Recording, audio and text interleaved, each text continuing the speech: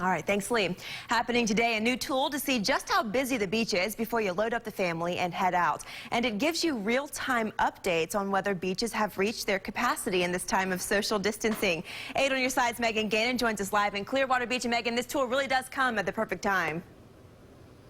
Yeah, that's exactly right, Avery. This is going to be the first weekend that beaches will be open since Florida's stay-at-home order expired. And then on top of that, it is Mother's Day weekend, so the sheriff's office here in Pinellas County is without a doubt expecting crowds here on the beaches. So we know today the sheriff's office is launching this new tool where you will be able to get real-time updates on the capacity of beaches, beach parking lots, and the bridges in Pinellas County. All of this is coming after Pinellas beaches opened on Monday with more than 300 deputies patrolling the beaches by foot, ATV, boat, and helicopter.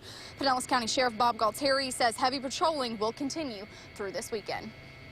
It'll be the first weekend the beaches are open, and we are expecting that we're going to see crowds. So we're going to have an effective management plan for that. And again, some of that may be just limiting access.